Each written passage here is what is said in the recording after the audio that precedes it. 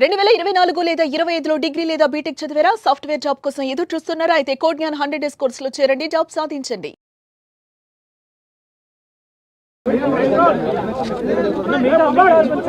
విలక్షణమైన నటనకి పరిపూర్ణమైనటువంటి రూపం కోట శ్రీనివాసరావు గారు. మహానటుడు, ఒక లెజెండరీ క్యారెక్టర్ యాక్టర్. మా ఇద్దరి నట ప్రస్థానం కూడా ఒకే సినిమాతో ప్రారంభమైంది, అది ప్రాణం ఖరీదు. అఫ్కోర్స్ ఇక్కడే నారాయణమూర్తి ఉన్నాడు, నారాయణమూర్తి కూడా ఆ సినిమాతోనే ప్రారంభమైంది అనుకోవచ్చు. సో సుదీర్ఘమైనటువంటి ఈ నట ప్రస్థానంలో మా అనుబంధం వెనవేసుకుంది అంతా ఇంత కాదు. ఆయనతో నటిస్తున్నప్పుడు తెర మీద ఆయన నటనను చూసి అద్భుతం అనుకోవడం వేరు, వ్యక్తిగతంగా 1-to-1 కూర్చున్నప్పుడు ఆయన చేసే చమత్కారాలు కానీ చెప్పే జోకులు కానీ అవి ఆద్యంతం చాలా ఉత్సాహపడుతుంది. దాంతో షూటింగ్ ఉందంటే కనుక ఇవాళ కోట శ్రీనివాసరావు గారు ఉన్నారు, ఇవాళ చాలా హుషారుగా బాగుంటుందని ఉత్సాహంతో వెళ్ళేవాళ్ళం. అలాగా ఆయనతోటి ఒక అనుబంధం పెనవేసుకువెళ్ళింది. ఇంకా ఆయన చేయలేని క్యారెక్టర్లు, చేయని క్యారెక్టర్లు, మాట్లాడని యాస మాండలికాలు లేవనే చెప్పాలి. అంతగా పరిపూర్ణమైనటువంటి నటన.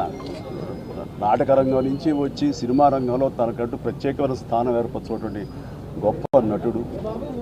ఆయనతోటి నాకు ఎన్నో సినిమాల అనుబంధం ఉంది. ప్రతి సినిమా ఒక్కొక్క అద్భుతమైనటువంటి నాకు ప్రత్యేకం. అండ్ అలాంటి మా కోట శ్రీనివాసరావు గారు ఈ రోజున లేరు అనుకోవటం అనేది నిజంగా చాలా తీరైన లోటు. అండ్ ఇది వాళ్ళ కుటుంబానికి, పరిశ్రమకి తీరైన లోటు. అలాంటి మహానటుడు, అలాంటి వైవిధ్య పాత్రలు పోషించేటటువంటి విలక్షణమైన నటుడు మళ్ళీ వస్తారని అనుకోవటం లేదు. అలాంటి నటుడు మనకు దొరకరేమో కూడా, ఉండరేమో కూడా. అది ఎవరు పూర్తి చేయటువంటి చాలా భారీ నష్టం ఈ పరిశ్రమకి. వారి ఆత్మనికి శాంతి చేకూరాలని భగవంతుని ప్రార్థిస్తూ వారి కుటుంబ సభ్యులకి, ప్రతి ఒక్కరికి నా ప్రగాఢ సానుభూతిని తెలియజేస్తున్నాను. కోట గారు 4 దశాబ్దాల ఒక ప్రయాణం సినిమాలో. నేను తెలుగు ఇండస్ట్రీకి వచ్చే ముందు బెంగళూరు నుంచి ఆయన సినిమాలు చూసేవాడిని.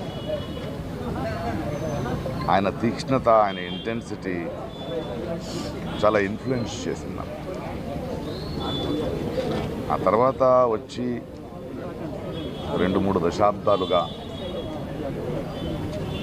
ఆయనతో పనిచేసిన అనుభవం, ఎన్నో సినిమాలు. చాలా విశిష్టమైన వ్యక్తి, అందరికి నచ్చడు. ఎందుకంటే నాకు తెలిసి ఎవరిని మెప్పించే ప్రయత్నం చేయలేదు ఆయన. అద్భుతమైన నటుడు, ఎందుకంటే ఆయనకంటూ ఒక అవగాహన ఉండేది, ఆయనకంటూ ఒక సటైర్ ఉండేది. పరిశ్రమలో మనం చాలామంది నటులను చూస్తాం, కానీ ఏదో ఒక డైలాగ్ రాసిస్తే దాన్ని అలాగే చెప్పడం కాదు. దాని వెనక ఆయనకున్న ఒక సటైర్ ఉండేది, ఒక అవగాహన ఉండేది. ఆయనది ఒక ప్రెజెన్స్ నాకు చాలా నచ్చేది. ఆయన ఎవరిని వదిలిపెట్టాడు. ఎలాంటి మనిషి అంటే, అనయ్య అంబేద్కర్ అనే సినిమా రిలీజ్ అయ్యింది, ఎందుకో జనాలు చూడట్లేదు అంటే, ఏం లేదు ప్రకాష్, అది ముందు అంబేద్కర్ ఒక కటౌట్ పెట్టారు, ఆయన అక్కడెక్కడో చేయి చూపిస్తుంటే అక్కడ వెళ్ళిపోయారు. అంటే ఎటకారం కాదు అది, అలాంటి మంచి సినిమా చూడరు ఇళ్ళు అనే ఒక ఆవేదన ఆయనలో ఉండేది. ఆయన నిరంతరంగా ఆయనలో చూసింది నేను తెలుగు భాష, తెలుగు నటీనటులు, తెలుగు ప్రతిభలకి అంత పెద్ద ఎత్తున ఛాన్స్ దొరకట్లేదు. కొందరికి అది కుళ్ళు అనిపించేది, బట్ ఆయన ఆవేదన చాలా నిజమైందని నాకు అనిపించేది. ఒకసారి ఎవరో అడిగారు, ప్రకాష్ రాజ్ గారు పరభాష నటుడు కాదంటే, కాదండి, బట్ ఆయన తెలుగు నేర్చుకున్నాడు కదా, మనోడు అయిపోయాడు కదా అని. ఆయనకు అది ఒకటి ఉండేది. ఎందుకంటే నా భాషని తప్పుగా ఎవరో పలకిస్తారు, అనవసరంగా మన అవకాశాలను తీసుకెళ్ళిపోతారు అనేది చాలా నచ్చింది ఆయనది. సెటైర్లు నా మీద కూడా వేసేవాడు ఆయన. నేను చాలా హ్యాపీగా దాన్ని తీసుకునేవాడిని. ఎందుకంటే ఆ పెద్దరికం, ఎవరి గురించి అయినా ముక్కుసూటిగా కమెంట్ చేసే చనువు ఆయనకి సంపాదించుకున్న వ్యక్తి.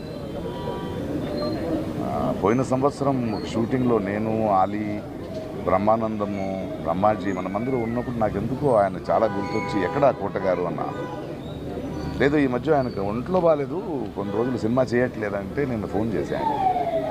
ఏం చేస్తున్నాం? ప్రకాష్ చెప్పు. అలా కాదు, ఒంట్లో బాగాలేదన్నారు, షూటింగ్ లేదన్నారు, ఇంట్లో ఏం చేస్తున్నారు, బండి పంపిస్తాను రండి అన్న. నేను ప్రొడక్షన్ నుంచి బండి పంపించాను, ఆయన వచ్చారు. వచ్చి సరదాగా ఆయన మన సెట్లో కూర్చొని మాట్లాడుతూ బ్రహ్మానందంగా అందరితో మాట్లాడి ఆనందం చూశాను. నేను ఫోన్ చేశాను, ఈవినింగ్ వెళ్ళాడు. ఆ తర్వాత కూడా కొన్ని 3 సార్లు నేను ఏదో అవసరం ఉన్నప్పుడు ఫోన్ చేస్తే మాట్లాడేవాడు. చాలా అద్భుతమైన నటుడు. తెలుగు సినిమా, తెలుగు జాతి గర్వించదగ్గ ఒక కళాకారుడు. ఆయన చేయాల్సింది, ఆయన పాత్రలు మనం మర్చిపోలేము, ఆయన సెటైర్లు మర్చిపోలేము. తన జీవితంలో ఇంట్లో చాలా పెయిన్ చూసిన ఆ నొప్పిని ఎప్పుడూ బయట ఒక మెలోడ్రామాగా ఆయన వాడుకోలేదు. తనంటూ ఒక వ్యక్తిత్వం. అలాంటి వ్యక్తులు నాకు చాలా ఇష్టం. ఎందుకంటే అజాత శత్రువుగా అందరికీ నచ్చే బ్రతకడం కన్నా నేను ముక్కుసూటిగా మాట్లాడతాను, ఎవరైనా పట్టించుకోను అనే ఒక వ్యక్తిత్వం ఉంది కదా, అది చాలా అరుదు. అలాంటి ఒక అద్భుతమైన వ్యక్తి, అద్భుతమైన కళాకారుడు. Will going to miss him. But ఆయన మన తెలుగు పరిశ్రమకి, ప్రేక్షకులకి ఇచ్చిన అద్భుతమైన పాత్రలు, ఆ మూలంగా ఆయన చేసిన పనులు, ఆయన చెప్పిన కథలు ఎప్పుడూ గుర్తుంటాయి. థ్యాంక్ యూ కోట గారు for everything. We love you, miss you. Thanks. Suman టీవీలో మీ పర్సనల్ అండ్ బిజినెస్ ప్రమోషన్స్ కోసం కింది నెంబర్కి కాంటాక్ట్ చేయండి.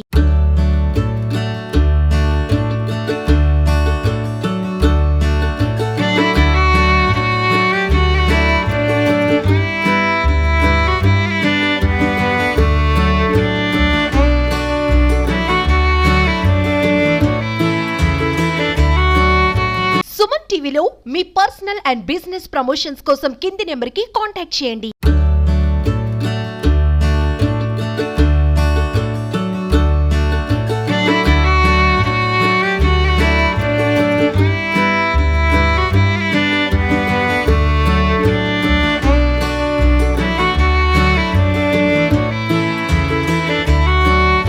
సుమన్ టీవీలో మీ పర్సనల్ అండ్ బిజినెస్ ప్రమోషన్స్ కోసం కింది నెంబర్కి కాంటాక్ట్ చేయండి.